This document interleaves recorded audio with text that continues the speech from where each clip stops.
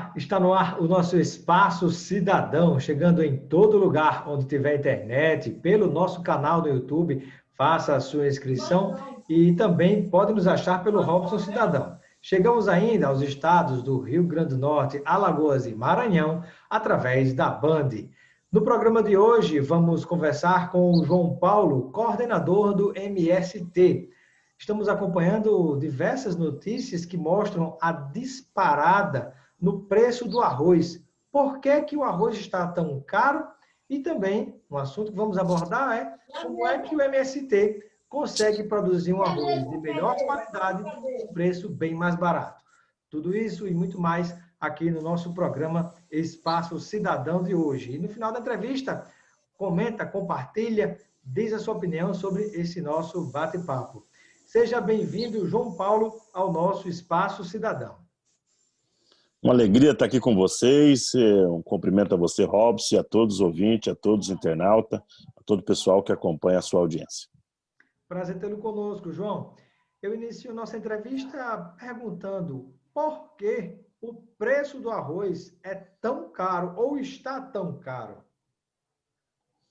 Olha, essa foi a grande debate da semana inteira e há um esforço coletivo dos agricultores, dos movimentos, de todo o pessoal da pesquisa para compreender os motivos reais que levaram essa alta tão repentina do arroz, que chegou a quase 20%, em alguns locais passou de 20%, tendo em vista que nós não tivemos um aumento real no salário mínimo, pelo contrário, ele diminuiu em todas as áreas, uma crise na pandemia que deixou a população ainda mais empobrecida, e nós temos que lidar com o preço de arroz do tamanho que está nesses dias. Mas volto a dizer, conforme eu comentei durante essa semana, Robson, que não é só o arroz. O conjunto dos alimentos como um todo subiu muito. O feijão subiu ainda mais que o arroz. Nós tivemos alta do feijão que varia, como diz nós no interior de São Paulo, teve uma variação de 35% a 36% em determinada região. Isso já lá no início da pandemia e passou discretamente porque o foco daquele momento era a pandemia. Quais são os principais fatores que nós estamos avaliando para... Antes de falarmos sobre os principais fatores, eu fiquei curioso com essa história do feijão. O feijão subiu mais do que o arroz, mas por que realmente não chamou essa atenção? Né? Porque às vezes o pessoal diz brincando, o arroz é só para acompanhar, o forte que segura é o feijão. O feijão subiu mais do que o arroz, mas não deu esse impacto. Por quê? Olha, eu acho que hoje a população brasileira diminuiu significativamente o consumo de feijão. Em especial, a população que come na rua ou as pessoas que, no ritmo das cidades, na alimentação na parte da noite, já não colocam o feijão como parte da dieta. O segundo elemento, que o feijão é mais fácil de você substituir por uma série de outras questões, diferente do arroz, que no máximo a pessoa consegue substituir por um macarrão, ou algo parecido, já foi a dica do próprio governo, com as suas loucuras. Mas o feijão teve uma alta, nós tivemos no início do ano, você tinha 1 quilo de feijão sendo vendido a 7, quando foi abril, maio, você tinha feijão sendo vendido a 22 o quilo. Então ele foi o primeiro, mas houve uma pressão grande por parte do consumidor, uma pressão grande por parte da opinião pública, e ele rapidamente, como se analisa na economia, retraiu do valor. Mas volto a dizer, essa bolha que houve o tomate no passado veio do feijão e agora o arroz. O principal do arroz, que é importante que a população saiba, é que o agronegócio, que também ajuda a organizar os preços da produção, porque ele é forte, tem crédito, tem terra, tem muita força política, ele, na sua prioridade, tirou o arroz como elemento central. Não interessa o agronegócio o plantio do arroz. E ele, ao invés de deixar espaço para plantio de arroz, ele ocupou praticamente todo, substituindo por soja, para exportação. Você tem uma ideia, Robson? Nos últimos 10 anos, diminuiu o plantio de arroz em aproximadamente 52%. Ou seja, nós chegamos já a ter quase 3 milhões de hectares de arroz plantado, caiu para 1,7, 1,6 milhões de hectares plantados. A sorte foi que a agricultura familiar ela conseguiu aumentar a produtividade significativamente. Então, aumentou muito, substituiu significativamente técnicas que no passado não era tão produtora, por agora está produzindo muito, mas mesmo assim nós temos uma diminuição no plantio de arroz e na produção de arroz nos últimos 10 anos. A soja continua sendo o principal carro-chefe do agronegócio, 80% do que se produz do agronegócio é soja, depois cana-de-açúcar, eucalipto, milho e boi. Então, esses são 5 grandes produtos que o agro produz e deixou de fora o arroz. Segundo elemento, 70% do que vai para a mesa do consumidor são os produtos da agricultura familiar. Depois do governo Temer e o Bolsonaro, eles diminuíram significativamente os investimentos, tanto na área de desapropriação para a reforma agrária, como os investimentos necessários para você ter um plano safra que pudesse ajudar na produção de comida e também no tema do arroz, do feijão e assim por diante. O terceiro aspecto que é importante que as pessoas saibam, no Brasil nós temos 4 caixas da onde se guarda a comida. 4 caixinhas. A caixa número 1, agronegócio, já falei, só tem soja. A caixa número 2, são a produção da agricultura familiar, 70%. Não teve financiamento nem apoio. A caixa 3 é uma caixa estatal chamada Conab, aonde deveria cuidar da gestão da produção, financiamento e mais, garantir o preço mínimo, que é o chamado de preço justo. Ela está completamente desativada, o governo desmontou essa Conab, também, não é? todos os outros produtos. E a quarta caixa, que essa é a mais perigosa, é a caixa das grandes redes de supermercado. Os Walmart da vida, os Carrefour e Companhia Limitada, porque eles compraram essa produção de arroz que eles estão vendendo nesse preço agora, compraram no início do ano. Eles não compraram agora, porque não teve produção de arroz agora. A produção se deu no início do ano. Então, eles guardaram esse arroz e agora estão utilizando como especulação financeira, que é o mais grave que tem. Isso é crime, você usar o arroz para esse tipo de coisa. Então, é importante que as pessoas saibam. E, por último, e termino aqui, dizendo que há elementos do aumento do dólar, que influencia em toda a produção agrícola, porque o insumo, a adubação, a boa parte é importado, então o agronegócio precisa colocar esse preço do dólar para cima do consumidor. E um outro aumento que houve, que também tem que ser levado em consideração, é que o governo, como não priorizou a safra, então tem uma safra muito menor e tem uma especulação de preço em torno disso. Então esses são os reais motivos do aumento do arroz no Brasil. E o MST, diante de todo esse quadro, está conseguindo produzir um arroz com melhor qualidade, mais saudável e no preço mais barato. A gente já vai explicar isso por quê. Mas antes, uma pergunta. Há alguma possibilidade de se reverter esse problema do preço do arroz? Algum tipo de pressão que possa ser feita da sociedade, dos movimentos sociais, para impedir esse crime que é a especulação financeira com alimentos, sobretudo no momento que a gente ainda está vivenciando de uma pandemia tão grave? Olha, Robson, eu acho que nós vamos ter um período muito difícil, porque o Bolsonaro transmitiu a responsabilidade de regular o tema do alimento através da Conab para o mercado. E o mercado não tem lógica. O mercado, quer dizer, tem lógica, lucro, lucro, lucro. O mercado não tem coração, não tem fígado, não tem estômago. Na medida que você coloca para o mercado, qual vai ser a próxima medida que eles vão tomar? Possivelmente vão querer importar arroz de outros países, e isso é a segunda tragédia, caso eles queiram fazer, porque vai destruir toda a nossa produção brasileira. Você pode trazer arroz do Vietnã, você pode trazer arroz da Ásia, com preço até menor, e trazer para o mercado. Mas não é esse o problema. O problema é ele garantir que tem um preço mínimo, um preço justo aqui para o consumidor. É a mesma loucura que eles querem fazer com o arroz, que eles fizeram com a gasolina. Nós temos autonomia de produção do arroz. Quando você casa ele com o preço internacional, você tem uma variação de preço absurda. E isso é o que nós não podemos aceitar de forma alguma. Se o Bolsonaro não investir em política pública, não reorganizar a Conab como fiscalizadora e produtora, e não tiver uma briga dos consumidores com as grandes redes de supermercado, nós podemos ainda ter um Natal com fome, e não um Natal sem fome. É complicada a situação, né? E veja como há uma relação direta também do que é política de governo, né? O próprio governo federal, o Estado brasileiro está saindo da sua posição, no mínimo, de ser o mediador dessas questões que impactam na economia e na alimentação do povo brasileiro. Aí perceba o seguinte, essa mesma lógica, né, da política de preço da Petrobras, que começou com Michel Temer e Bolsonaro tem ampliado. Antes a gente refinava 90% do petróleo bruto extraído no Brasil, começaram a reduzir por causa da mudança na política de preço. Hoje a gente está refinando 70%. O resultado, a gente manda o petróleo para fora, compra de volta, né? E ele é refinado lá fora, gera emprego e renda qualificada lá fora, a gente compra de volta pagando mais caro e pagando Perfeitamente. sujeito à variação que a gente não controla. E às vezes a pessoa pensa, mas isso é gasolina e diesel. Mas não. Quando você vai até para a fabricação de certos tipos de fertilizante, tem petróleo no meio, né?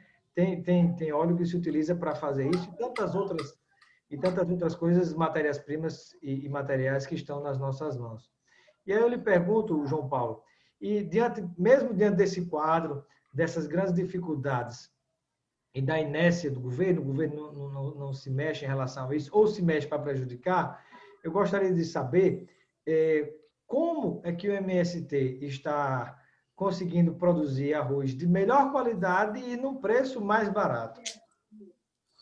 O Robson e todos os cidadãos que nos acompanham aqui. Olha, o preço do arroz do MST pode até vir sofrer alguma oscilação para lá e para cá. Mas o nosso arroz, como o arroz produzido pelo agronegócio, foi produzido há 6 meses atrás pelo mesmo custo de produção. Não tem por que o arroz dele estar mais caro que o nosso agora, porque nós produzimos junto. Usamos a mesma tarifa do dólar, usamos o valor do combustível, usamos as mesmas condições da área de produção de maquinário, etc., de energia, então não justifica. Volto a dizer, o arroz deles está caro por uma especulação financeira, picaretagem por parte dos setores do agronegócio, não por custo de produção. Porque nós produzimos juntos há 6 meses atrás, o arroz estava estocado, e agora que eles resolveram vender a este valor. Então, a primeira coisa. Segunda coisa, o MST, a maioria do nosso arroz, quase a totalidade, é arroz orgânico, então nós não utilizamos os insumos, os venenos, adubações, que é tarifado em dólar. Então, nós corremos dessas tarifas do dólar porque não utilizamos os agrotóxicos e os venenos que eles têm. Então, isso aumenta um pouco o valor do custo de produção para eles, que nós não temos. O segundo aspecto é que o MST investiu muito na organização da produção nossa de arroz no período. Você tem uma ideia, só as cooperativas nossas do Rio Grande do Sul vamos produzir neste ano, a expectativa da próxima safra, chega a quase 20 mil toneladas de arroz. Pra você ter uma ideia, uma carreta carrega 20 toneladas. Significa que são 20 mil carretas cheias de arroz que nós vamos produzir no próximo período. Nem toda parte está industrializado, com a máquina que produz e embala no vácuo, que permite que o consumidor tenha esse arroz orgânico na prateleira por mais de 6 meses, mas você vai ter um arroz que vai servir significativamente o mercado público, onde é a nossa prioridade, que são as merendas escolares através das prefeituras. Nós temos feito uma venda significativa, em especial na cidade de São Paulo, que ainda consome nosso arroz, mas toda a grande São Paulo e todas essas capitais e a cidade importante. O nosso foco é direcionar a nossa produção orgânica para a merenda escolar, porque nós achamos que é importante para as nossas crianças, é importante para ir formando uma geração com consciência política e que compreende alimento como um elemento importante para a vida. E a outra parte é a venda nos nossos armazéns do campo, que tem esparramado por todo o país. Também estamos criando uma rede de distribuição pela internet e possivelmente você não vai encontrar o nosso arroz nas redes de supermercado, do shopping center da vida, porque eles querem pegar o nosso arroz a um preço de custo baixo e colocar essa taxa de lucro que determinadas as redes de supermercado, Robson, chega a 6% maior do que o valor que eles compraram com nós. Então, nós vamos ter que driblar e nós queremos que o nosso arroz orgânico não seja um arroz produzido para a classe média, progressista, de esquerda, para o pessoal da gastronomia chique. Nós queremos que o nosso arroz seja para o povão. Queremos que o povo da periferia, os agricultores, o povo pobre tenha acesso a um arroz orgânico e de qualidade. Não que nós somos contra que a nossa classe média come nosso arroz, mas nós não podemos produzir um arroz com tanta qualidade, com tanto sabor diferenciado e não garantir que chega para toda a população brasileira. É uma responsabilidade social cidadã, né, com a produção do arroz que vocês estão tendo, né? Agora, eu lhe pergunto, João Paulo, um outro assunto importante que você falou, e aí envolve uma questão política muito forte, né? O governo federal do presidente Bolsonaro tem batido muito forte em tudo aquilo que tenha, nas palavras dele, que tenha algum viés de esquerda, ou que seja oposição, ou que esteja na posição contrária a ele. E aí, nós observamos que se ele, de repente, tomar a atitude de querer comprar arroz de fora do Brasil para vender aqui no preço muito mais, digamos assim, abaixo, com o objetivo de acabar com a produção do MST por uma questão política, né? Porque a gente sabe que, com a situação que a gente tem hoje aqui, está sendo gerado emprego, renda, né? Está dando oportunidades a famílias trabalharem e se sustentarem. Mas se por uma questão política ele tomar esse tipo de atitude, o que é que o MST poderá fazer? Olha, desse governo é possível tudo, né? Então, não dá para a gente dizer se ele não vai fazer isso ou não vai fazer. Eu acho que nós temos um mercado no Brasil muito grande. E o mercado do orgânico está começando agora, então eu tenho para mim que quem tiver produção orgânica no país, e não é simples fazer a produção orgânica, ser certificada, ser sustentável, isso é muito difícil. Então eu acho que tem uma abertura grande para que os arroz que vierem, toda a produção veio para ficar, que é diferente dos produtos que eles vão importar caso seja necessário. Será produto de baixa qualidade, será produto inferior à nossa produção e não será muito mais barato, porque o preço a nível internacional como commodities não está muito abaixo do que eles estão querendo vender aqui no Brasil, da forma como foi feito no último período. Então, O central e a preocupação. mesmo que essa fosse uma intenção política dele, se isso vier a acontecer, não seria ainda assim uma atitude inteligente, né? Só Não lembrando seria. para... O que nos preocupa, Robson, é que não é com o caso do MST, porque nós temos uma estrutura de organização que hoje nós somos o maior produtor da América Latina de arroz. O que preocupa são os demais pequenos agricultores, que estão esparramados pelo país inteiro. Agricultura familiar, né? A agricultura familiar que será prejudicada. Eles já fizeram essa experiência com o leite, foi tragédia. E se você pegar algumas regiões do mundo, onde você importou alimento em detrimento da produção local, você vê que é uma tragédia que não recupera depois. Então é muito importante o governo não tome essa decisão maluca de querer importar arroz de outros países e que baixe a portaria e medida de Estado para o agronegócio, para as redes de supermercado, voltar o preço do arroz para o preço normal. Estamos conversando com João Paulo, secretário-geral do MST, o Movimento dos Sem Terra, falando sobre o problema do arroz que disparou os preços, mas ainda assim eles conseguem produzir um arroz num custo barato e de ótima qualidade, né? E por que o outro arroz está tão caro? Estamos esclarecendo tudo isso. Quem acompanha o programa na Band, a entrevista fica por aqui, mas você continua ligado no nosso Espaço Cidadão assistindo esse programa, a continuação dessa entrevista no nosso canal no YouTube, Robson Carvalho, Robson Cidadão. Eu aguardo você lá, nós aguardamos você lá, não é, João Paulo? Perfeitamente, vamos lá. E continuando a nossa entrevista aqui no canal no YouTube, eu gostaria que você pudesse falar um pouquinho a respeito da história do movimento dos Sem Terra, né? Como é que surgiu o movimento Sem Terra? E é importante a gente destacar tudo isso, porque há sempre uma carga muito pesada, muito negativa, muito forte contra tudo aquilo que o MST faz. Óbvio que todo movimento tem seus erros e tem seus acertos, todos os posicionamentos políticos sempre tem algo que dá para se discutir, para se dialogar, né? Mas é incrível como há uma carga pesada, forte, negativa, sempre mostrando de uma forma diferente o trabalho que o MST faz. Então, eu gostaria de iniciar com essa pergunta sobre como surgiu esse movimento e há quanto tempo ele já está atuando no país. O Robson e todos que estão nos acompanhando no YouTube, é importante que as pessoas saibam que o Brasil ainda é um dos países com maior concentração de terra do mundo. Nós devemos estar aí no ranking do terceiro com maior concentração de terra. Uma vergonha. A segunda vergonha nossa é que nós somos um dos únicos países do mundo que também não fez reforma agrária. Todos os países desenvolvidos, todos os demais países, todos os continentes fizeram algum tipo de política pública de distribuição de terra. O Brasil não fez. Então o MST é resultado dessas duas situações. O MST é resultado de um país que não topou distribuir terra e de um país que mantém uma concentração gigantesca. 46% do nosso território está na mão de 1% da população. Isso é um crime, do ponto de vista político, de ponto de qualquer desenvolvimento.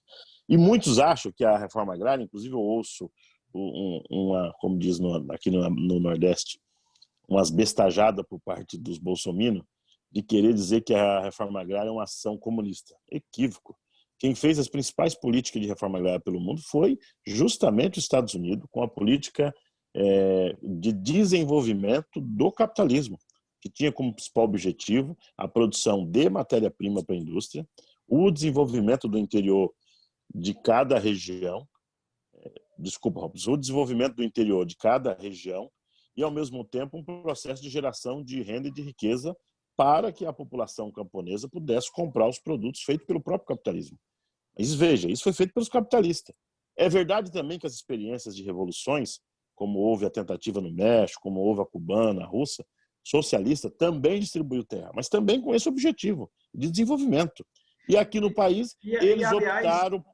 aliás, João Paulo, antes de entrar sobre aqui no país, você guarda essa frase para você continuar, mas se a gente der uma marcha ré um pouquinho, a gente vai lembrar também, olhando para a própria história, né, como foi a colonização lá na América do Norte, como foi a colonização aqui no Brasil. Aqui você tinha pouquíssimos proprietários de terra com latifúndios, com pedaços com terras gigantescas, né, para pouquíssimas pessoas. E ainda hoje a gente tem um reflexo dessa forma como a terra foi distribuída.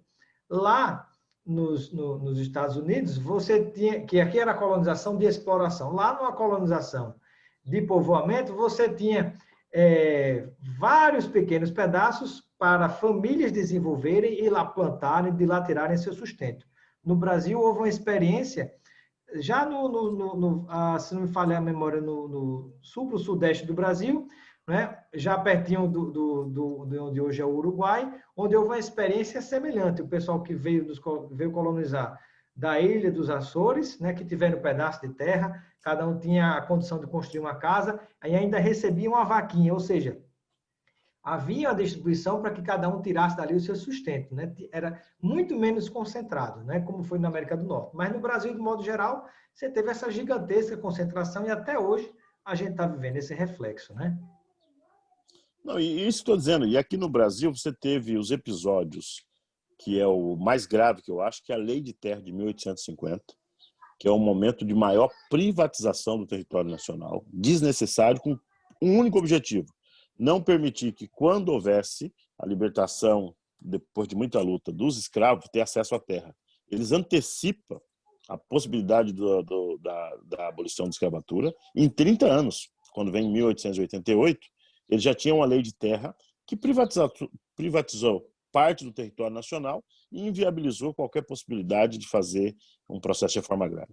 Depois disso, nós vamos ter a própria Constituinte de 88, Robson, que foi uma Constituinte muito rica, uma Constituinte muito importante, que nós avançamos em todos os temas, inclusive do ponto de vista da reforma agrária. Mas aos 47 do segundo tempo, eles colocam lá uma cunha, como diz o outro, que diz o seguinte: só pode desapropriar terras que são improdutivas. As produtivas não são passíveis de desapropriação. E o conceito de produtividade, nós vamos 30 anos discutindo ele, contrariando, e queríamos que o princípio para a desapropriação da terra é que se ela não cumprir a função social, que é o mais importante. A função social, que é respeitar as leis ambientais, respeitar a questão trabalhista e garantir e saber o que ela está produzindo. Isso que era o elemento central em regiões importantes, assim por diante. E isso acabou não acontecendo. Mesmo assim, é uma lei importante. Nós temos hoje uma legislação que é passível de fazer um grande programa de reforma agrária, como foi a experiência no governo Lula, e que agora está completamente parado. Então, o MST é resultado disso. O MST surge no Brasil no final da década de 70, no Rio Grande do Sul. Depois, rapidamente, ele se constitui como um movimento nacional e expande, em especial, no Nordeste. E hoje o movimento está presente, Robson, em 1.280 municípios. Nós temos aproximadamente quase 500 mil famílias que fazem parte do MST, entre acampados e assentados. E quando eu falo família numerosa, como a minha, que são 5, 6, então estou falando de 2, 3 milhões de pessoas que vivem aí em territórios que é onde o Movimento Sem Terra ajuda a liderar. E o principal objetivo do movimento, todo mundo sabe, mas é a luta por terra. Queremos que democratize as terras, a luta por reforma agrária, que é muito mais amplo, que é o desenvolvimento da agricultura como um todo, e uma reforma agrária popular, e a luta, como terceiro objetivo, da transformação da sociedade. A luta por transformações da sociedade, que aí sim nós queremos que o povo da cidade também tem a sua reforma urbana. Nós queremos que o Estado resolva as políticas públicas históricas e por isso que o MST vira e mexe acaba apanhando na imprensa dos setores conservadores, porque o movimento é um movimento de luta pela terra, mas é um movimento que também tem suas características políticas. E um país que tem mais de 500 anos que não foi feita reforma agrária. Sem dúvida. Eu gostaria de compreender qual é o entendimento do que vocês consideram como democracia. Eu faço essa pergunta porque existem várias formas de entender o que é a democracia e muitos, por exemplo, não consideram que movimentos sociais, movimentos que atuam por fora das instituições, pressionando de fora para dentro essas instituições para que decisões sejam realmente favoráveis a esses grupos que precisam de mais cidadania, de mais acesso aos seus próprios direitos, garantidos na Constituição, mas muitos não entendem que isso é de fato democracia. Eu gostaria de compreender qual é a visão que vocês têm a respeito dessa questão. Nós estamos vivendo um período que a nossa geração, imagino que nunca imaginava viver. Um período de pandemia, de um conjunto de crises de todo quanto é lado, e do surgimento, Robson, de uma nova direita fascista, uma direita perigosa, que ela, além de ter todos os requisitos para ser fascista, porque ela quer acabar com o outro lado, com a oposição, ela é uma direita ignorante que tem elaborado uma tese negacionista sobre todos os aspectos da sociedade, e inclusive negando a democracia, como um princípio básico de convivência entre o que tem de mais diferente da sociedade, das nações e assim por diante. No entanto, nós sabemos que essas experiências desse tipo, elas acabam sendo passageiras, porque a população também tem sua sabedoria própria, o povo tem sua sabedoria própria e sabe que, no caso brasileiro, quem conviveu com a ditadura com mais de 30 anos, sabe o que foi o estrago e o atraso do ponto de vista não só político, cultural, mas do ponto de vista do desenvolvimento de uma perspectiva de construir um país-nação. O que está me preocupando nesse momento é que nós não estamos conseguindo, como forças progressistas, como forças que acreditam na construção de um novo país, se comunicar direito com a sociedade, com a classe trabalhadora. A onda da internet, dos fake news, ela acabou não contribuindo para nós formar uma nova geração de jovens que tivesse essa capacidade. Nós ainda estamos apanhando. Isso vai passar? Vai. Mas enquanto demora a passar, tem esse distúrbio, que é, por exemplo, nós elegemos um Bolsonaro, eleger um governador Wilson da vida, essas coisas que não têm explicação nas ciências sociais e políticas, que você bem sabe, mas que acontece. E acontece por quê? Porque é na democracia. Porque é justamente num regime de alternância, num regime político como esse que nós estamos acontecendo. O movimento Sem Terra é fruto, e só existimos por causa da democracia, nós não nascemos na ditadura.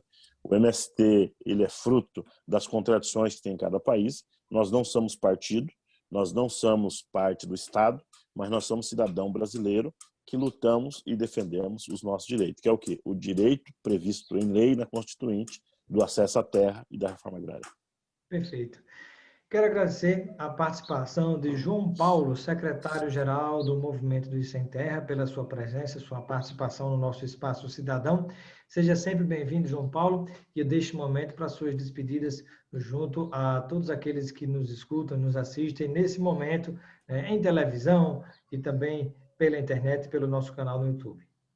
Ô, Robson, eu quero agradecer o convite, dizer da alegria de participar do seu programa, dizer para você que, infelizmente, eu estou numa área agora, que é o assentamento Jaci Rocha, no município de Prado, no extremo sul da Bahia, justamente numa missão do nosso movimento, que nós estamos sendo atacados pelas forças conservadoras do governo Bolsonaro, pelo INCRA, que queria fazer o despejo das famílias, mandou para cá pela primeira vez a Força Nacional de Segurança, tem mais de 100 homens aqui na região,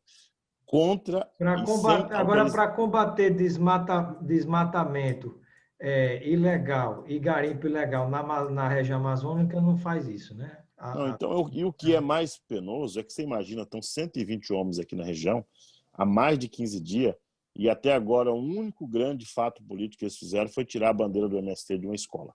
Não teve nenhum outro incidente.